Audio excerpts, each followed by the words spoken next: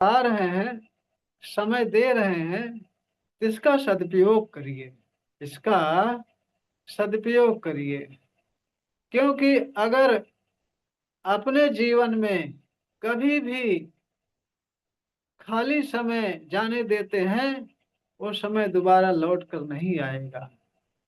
हमेशा एक एक क्षण का सदुपयोग करना चाहिए। सदुपयोग, ऐसा उपयोग जो कि परिवार सहित आपके हित में हो या संसार के हित में हो, ऐसा उपयोग हर समय करना चाहिए। एक एक क्षण का, एक एक क्षण कीमती है। जो बीत रहा है, चला जा रहा है, ये वापस नहीं आएगा। ये वापस नहीं आएगा। नहीं तो अगर ऐसे आलस बने पड़े रहेंगे, इस समय को यूं ही बीतने देंगे, जाने देंगे, तो एक दिन हमें आपको पछताना पड़ेगा। काश फालतू समय न बिताया होता और मैं बढ़िया से एक एक सेकंड का सदुपयोग किया होता, तो आज जीवन हमारा सुखमय होता, सार्थक होता। हमें ये दिक्कतें नहीं आती। हमारे पास समस्याएं क्यों आती हैं, आज इसको हम बताते हैं। बाकी साधनाएं आप सब दोनों टाइम अपना करिए। जो समझ न आए पूछ लीजिए, जो समझ में न आए पूछ लीजिए। साधनाएं दोनों टाइम रेगुलर करिए। देखिए, अगर भोजन करते हैं, भोजन दोनों टाइम करना पड़ेगा। अगर कहिए कि एक टाइम भोजन ना करे, एक टाइम से काम चले, तो नहीं चल पाएगा। जब आपको भोजन करने के लिए दोनों टाइम जरूरी है, तो ये भी भोजन है, ये आत्मा का भोजन है, आपके इम्यून पावर का भोजन है। बिना अंतरात्मा के पावरफुल हुए, बिना इम्यून पावर बढ़े, आप जीवन में कुछ नहीं कर पाओगे, जिंदा लाश बने रहोगे। इसलिए अंदर की पावर बढ़ानी जरूरी है। भोजन से आपका शरीर पलता है, स्वस्थ होता है, शरीर में ताकत आती है। मेडिटेशन से, सत्संग से, धार्मिक कार्यों से आपकी अंदर की पावर बढ़ती है। आपके कर्म से सही होते हैं, सुधरते हैं। कर्म इस तरह से सुधरते हैं, हो सकता है आपके समझ में न आया, ना आता हो कि कैसे सुधरता है, तो मैं आज बताता हूँ कैसे कर्म सुधरता है। देखिए, कैसे कर्म बिगड़ता है और कैसे सुधरता है, दोनों पर हम बातें करेंगे। देखिए, कर्म सुधरने का तरीका ये है, रास्ता ये है कि जब आप किसी असहाय व्यक्ति को, किसी जरूरतमंद व्यक्ति को कुछ उसके काम की चीजें देते हैं, उसकी हेल्प करते हैं, उसको जो जरूरत है वह चीज देते हैं, उसकी मदद करते हैं, तो वो खुश होता है। वो खुश होता है, उसकी समस्याएं हल होती हैं, तो मुंह से बोले या ना बोले, अंदर से दुआएं देता है। चाहे मनुष्य हो, चाहे जानवर हो, पक्षी हो, कोई भी हो, अगर किसी की आप मदद करते हैं तो आपको दिल से दुआएं देगा। चाहे वो उसकी भाषा हमारे आपके समझ में आए या ना आए। अगर मनुष्य हो गए तो उनकी भाषा हम आप समझेंगे, दुआएं देंगे। वो भी कुछ मनुष्यों में भी कुछ ऐसे हैं जो हमारी आपकी तरह व्यक्त करना नहीं जानते, किस शब्द से किस भाषा में व्यक्त करें, लेकिन अंदर, उनके अंदर से दुआ निकलती है। वह दुआ हमारे आप के सीधा अंतरात्मा में प्रवेश करती है। हमारा जो आत्मा है, इस आत्मा पर सीधा इफेक्ट डालती है। वो मजबूत बनती है, पावरफुल बनती है। जैसे अगर आप अकेले कोई काम कर रहे हो, कोई आपके साथ में लग गया, तो दो बंदे हो गए, काम जल्दी से हो गया, आसान हो गया। तो ये तो शारीरिक हेल्प है। लेकिन किसी की आप मदद करते हैं, किसी के दिल को सुकून देते हैं, आत्मा को सुकून देते हैं, शांति देते हैं, खुश करते हैं किसी की आत्मा को, तो उसकी दुआएं आपके साथ हमेशा रहती हैं। मैं तो हर चीज कहता हूँ, जिस बात पर न भरोसा हो आप करके देख लो, किसी की मदद करके देख लो, पशु पक्षी मनुष्य सबकी मदद करके देखो कितना आनंद आता है।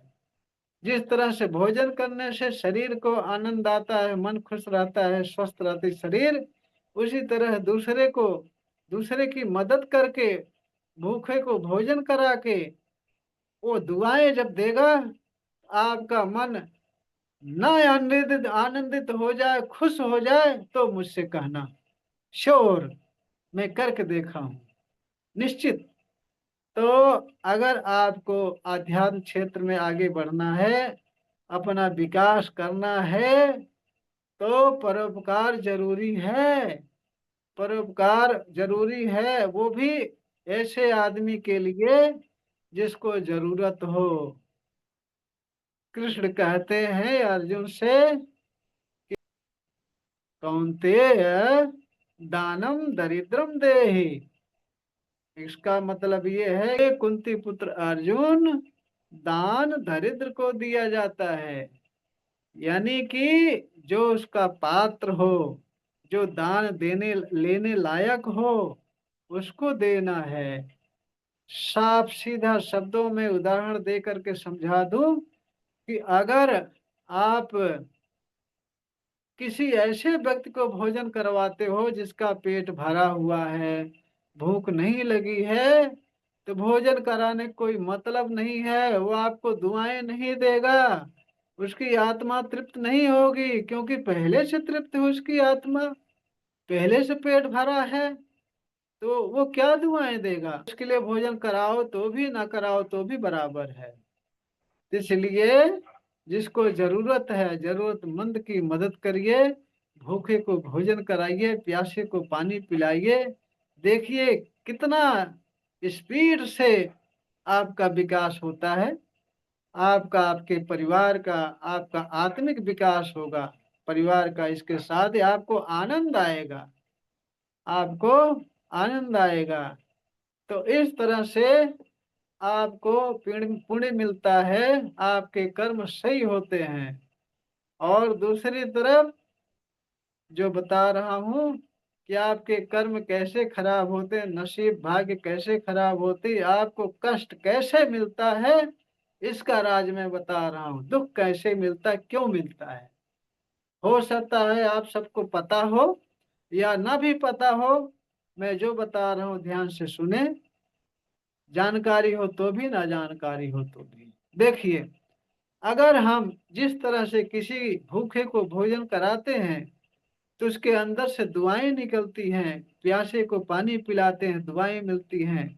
जरूरतमंद जिसको बहुत ज्यादा जरूरत है किसी चीज की, उस चीज को देते हो, उसकी जरूरत पूरा करते हो, तो वो जो दुआएं देता है, तो आपको आनंद मिलता है, आपका विकास होता है। ठीक इसी तरह से किसी को परेशान करते हो, किसी को भूखे मारते हो, किसी को कष्ट देते हो, किसी का नुकसान करते हो, तो उसकी बद्दुआ लगती है। अगर दुआ लगती है तो बद्दुआ भी लगती है। श्योर है, श्योर है।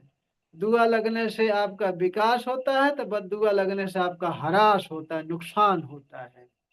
तो किसी के नुकसान करेंगे, किसी को कष्ट देंगे, चाहे शारीरिक कष्ट दीजिए, चाहे मानसिक कष्ट दीजिए, चाहे आर्थिक कष्ट दीजिए, किसी को किसी प्रकार का कष्ट देंगे, चाहे मनुष्य हो, चाहे पशु हो, चाहे पक्षी हो, किसी को अगर आप कष्ट देंगे, उसके दिल से बद्दुआ निकलेगी। वो बद्दुआ की आग आपको जला करके रख देगी, आपको, आपके परिवार को, आपके पूरे जीवन को बर्बाद कर देगी। इसलिए आज के बाद से हमेशा इस बात का ख्याल रखें, आपके कारण किसी का दिल दुखने न पाए।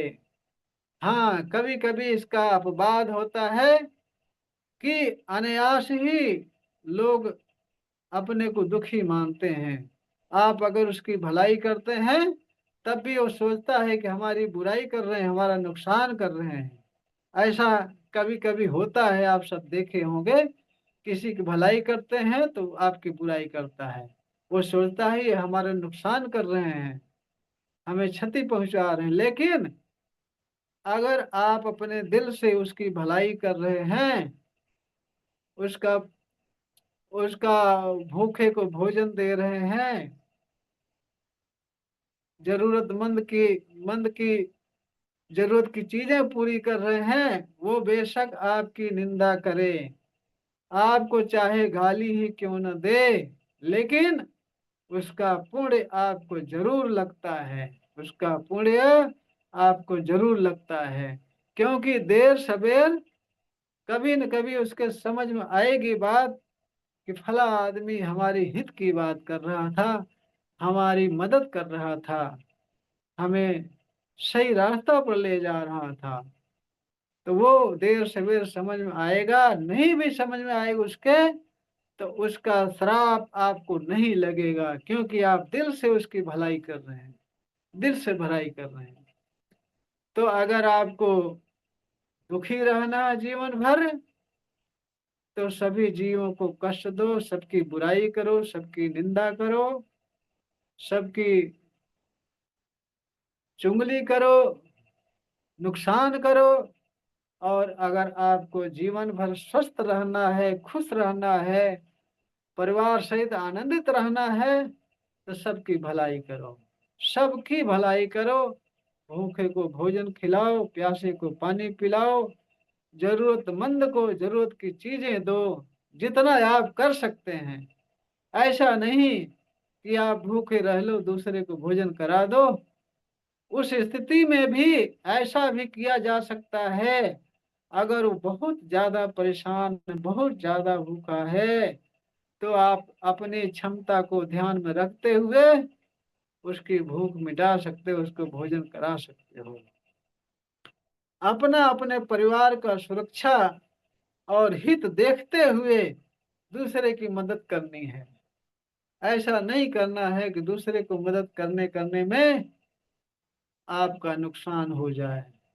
ऐसा करना है आपका नुकसान ना भी हो, दूसरे की भलाई भी हो। सबसे अच्छी बात यही है, ऐसा जरूर करेंगे। इसके साथ साथ जिस तरह से भोजन करने से आपका स्वास्थ्य सही रहता है, आपको संतुष्टि आनंद मिलता है, ये शरीर की खुराक भोजन है, और आपके आत्मा की खुराक मेडिटेशन है, ध्यान है, परोपकार है, दूसरे की भलाई है। ऐसा करके देखो ना। मैं तो हमेशा कहता हूँ, मेरी बातों पर भरोसा ना करो, करके देखो, करके देखो। मैं आजमाया हूँ। ये मेरी सारी बातें अनुभव की हुई हैं। बिना अनुभव के कोई बातें नहीं बनाता मैं। अगर आपको तनी भी विश्वास है, मैं तो बराबर कहता हूँ ना कि पहले इस्तेमाल करो फिर विश्वास करो। सारी बातें हमारी पहले आप अपने जीवन में उतारिए, फिर देखिए, फिर आप विश्वास करिए हमारी बातों पर। तो इसलिए ये सब परोपकार, भलाई, प्यासे को पानी, भूखे को भोजन, ये सब करने के साथ साथ परमात्मा का आभार व्यक्त करना है, धन्यवाद करना है। क्यों? कि आपको जो भी मिला हुआ है सब परमात्मा की कृपा है। परमात्मा की कृपा से ही आपके माइंड में ऐसे ऐसे भाव आए, ऐसे ऐसे कर्म करने की बुद्धि आई, विवेक आया, कि आप ऐसा कर्म किए जो आज आप कम से कम तो घर मिला है, रोटी मिल रही है, परिवार मिले हैं। इतना तो ईश्वर का शुक्राना अदा करो, इतना तो उसका आभार व्यक्त करो, धन्यवाद करो। तो सुबह उठते ही आपको सबसे पहले ईश्वर का धन्यवाद करना है। और जहां आप लेटे हैं, जिस बिस्तर पर, जिस रूम में, जिस घर में उसका धन्यवाद करना है कि आपको बारिश से बचाया, आपको चोरों से बचाया, आपको दुश्मनों से बचाया, अच्छी नींद आई, अच्छे बिस्तर मिले, सबका धन्यवाद करो। अपने परिवार का भी धन्यवाद करो, माता पिता का धन्यवाद करो। उन्होंने आपको पाल पोस करके इतना बड़ा किया कि आप अपने हाथ पैर पर चल रहे हैं, भोजन कर रहे हैं, सब कुछ कर रहे हैं। तो धन्यवाद का भाव दिल से करना जरूरी है, दिल से। ऐसे मेरे कहने से ऐसे बोल दिए खाना पूर्ति के लिए, ऐसा नहीं। दिल से, ईश्वर दिल की बातें सुनता है, आपकी जुबान नहीं सुनता, दिल की बात है। भाव, भाव जैसा करेंगे वैसा ही आप पाएंगे। अगर आप देखने में जैसे कुछ लोग करते हैं, अगर करते भी हो तो मेरी बातों को सुनकर बुरा नहीं लगे। कुछ लोग ऐसा करते हैं कि आपके मुंह पर मीठी मीठी बातें करेंगे, आपकी भलाई की बातें करेंगे, आपकी मदद की बातें करेंगे, लेकिन पीठ पीछे आपकी बुराई करेंगे, आपका अनहित चाहेंगे। वो ऐसा चाहेंगे कितना अधिक से अधिक इनका नुकसान हो जाए, उसमें उनको खुशी मिलती है। उन बेचारों को ये पता नहीं है कि आज की ये खुशी कल दुख का कारण होगा। आज हम किसी की निंदा करेंगे, किसी की दिल से बुराई करेंगे, दिल से किसी का नुकसान करेंगे, तो वास्तविक में हमारा कल नुकसान होगा, हमारी बुराई होगी, हमें कष्ट मिलेगा। ये ऐसा होता है क्योंकि ब्रह्मांड का नियम है, जो आप दोगे वही पाओगे, जो दोगे वही पाओगे। अगर 10 रुपया देते हो तो 100 रुपया पाओगे वापस। मतलब ये है कि अगर 10 पॉइंट तक आप ईश्वर को देते हो तो आपको 100 पॉइंट देगा। आप ईश्वर की भलाई, जितने संसार में जो भी चीज दिख रहे हैं सब ईश्वर की देन है, ईश्वर का रूप है, ईश्वर का अंश है। हम में, आप में जो भी देख रहे हैं सब में ईश्वर का अंश है। तो सबका धन्यवाद करें, सबकी भलाई करें, और अपने को हमेशा ईश्वर को समर्पित रख करके जो काम आपको ईश्वर ने सौंपा है उसको ईमानदारी से करना है। और सुबह रोज आपको बोलना है कि आज के दिन सबसे प्रेम करता हूँ, आज के दिन सब पे करुणा करता हूँ, आज के दिन सबके प्रति सकारात्मक भाव रखता हूँ, आज के दिन सब पे परोपकार करता हूँ, आज के दिन सारा काम ईमानदारी से करता हूँ। जो चीजें बता रहा हूँ आप उसको अपने जीवन में उतारेंगे, वैसा करेंगे तभी फायदा पाएंगे। अगर आप कहें कि मेहनत न करनी पड़े, हाथ पैर न हिले, सारा कुछ हमें मिल जाए, ऐसे कैसे होगा। बिना हाथ हिलाए भोजन के एक निवाला भी आपके अंदर नहीं जाता। ये तो बहुत बड़ी चीज है, जीवन को सुधरने वाली चीज है। इसके लिए आपको इतनी चीजें करनी पड़ेगी, इतनी चीजें करनी पड़ेगी। बाकी इतना जो बता रहा हूँ, ये चीजें अगर आप अपने जीवन में उतार लेंगे तो रेखी आपके हाथों से बहुत तेजी से प्रवाहित होगी, बहुत तेजी से काम करेगी। किसी की तरफ आप देखेंगे, सोच लेंगे कि हे रेखी माँ ये स्वस्थ हो जाए, स्वस्थ हो जाए, स्वस्थ हो जाए, 3 बार कहोगे स्वस्थ हो जाए, पक्का स्वस्थ हो जाए। वह पावर आपके अंदर आ जाएगी। वो पावर कहाँ से आएगी? परोपकार से, दया से, धर्म से, नेक काम से, ईश्वर का आभार व्यक्त करने से। आपको जो चीजें फायदा कर रही हैं, जो चीजें आप यूज ले रहे हैं, जिन चीजों को, उनका धन्यवाद करने से, आभार व्यक्त करने से वह पावर आपके अंदर आ जाएगी। नहीं विश्वास है करके देखो। मैं तो कहता हूँ ना, हमेशा कहता हूँ कि आप पहले करो उसके बाद विश्वास करो। करो तो सही। कौन सा पैसा लग रहा है, कौन सा पैसा लग रहा है, कौन सा आपको फांसी लग रही, कौन सा आपको इतना ज्यादा मेहनत करना पड़ रहा है कि आप थक रहे हो। बस 40-50 मिनट बैठना है, बैठकर ईश्वर का सिमरन करना है। रेकी में जो बताया गया है अभ्यास वो करना है, उतना करना है। बाकी अपने जीवन को सार्थक चीजों में लगाना है। अपने को हमेशा पॉजिटिव, ये बात एक पॉइंट हमेशा ध्यान रखिए, अपने जीवन को अगर सुधारना है हमेशा आपको पॉजिटिव रहना, हमेशा पॉजिटिव रहना। अगर पॉजिटिव रहोगे, केवल आपको, केवल बस केवल आपको 20-25 दिन आपको दिक्कत होगी पॉजिटिव रहने में। अगर आपको, आप दृढ़ कर लिए कि हमें पॉजिटिव रहना ही रहना है, कितना भी हमारा नुकसान हो, कितना भी हमारी हमें कष्ट हो, कितना भी कोई मुझे गाली दे, मारे पीटे, कुछ भी करे, लेकिन हमें पॉजिटिव रहना है। किसी की निंदा नहीं करना है, किसी के नुकसान नहीं करना है, किसी के जो है कि अनभल नहीं करना है, किसी को बुरी निगाह से नहीं देखना है। अगर ये ठान लिए, अब मात्र 20-25 दिन आपको कष्ट होगा, परेशानी होगी इसको झेलने में, उसके बाद आपका जीवन मजा ही मजा है, मजा ही मजा, आनंद ही आनंद है, जीवन सुधर जाएगा। जितनी बातें बताया हूं अगर कर लिए तो पक्का श्योर है, न जीवन सुधर जाए तो बताना कि लालधारी गुरु जी क्या कह रहे थे, पक्का। तो ये जो बातें बता रहा हूं इसका ध्यान रखिए और इसका पालन करिए। इसके साथ ही साथ रेकी का अभ्यास करते रहिए तो आपको जीवन का आनंद मिलेगा, जीवन में सफलता मिलेगी, सर्वांगीण विकास होगा, शारीरिक मानसिक आर्थिक सारी समस्याएं दूर हो जाएंगी, सारी समस्या, एक भी समस्या नहीं रह जाएगी। जितना बताता हूं इतना करोगे तो। आजकल फ्री में क्या चीज मिलती है, लोग फ्री में ढूंढते हैं सब कुछ। फ्री में कहीं लंगर लग जाए, फ्री में कोई सामान बंटता हो, फ्री में कुछ भी मिलता रहे, टूट पड़ेंगे लोग।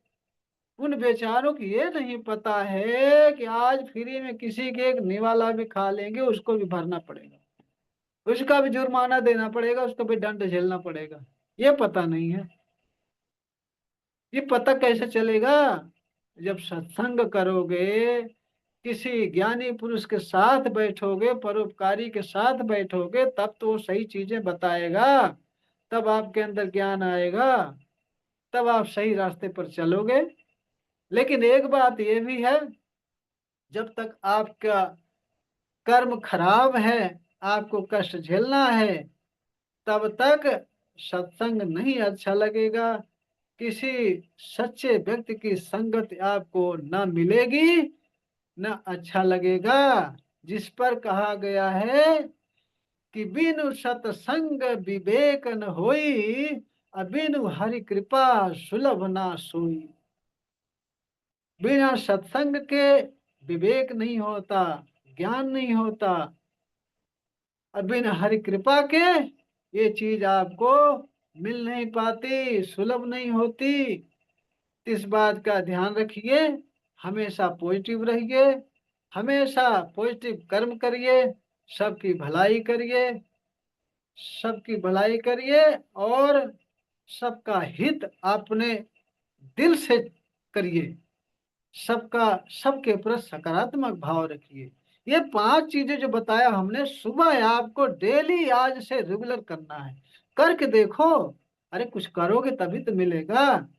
ऐसे फ्री में, जैसे वो बताती हैं कि गुरुजी मेरी समस्या हल नहीं हो रही है, मैं परेशान हूँ, ऐसी बात वैसी बात।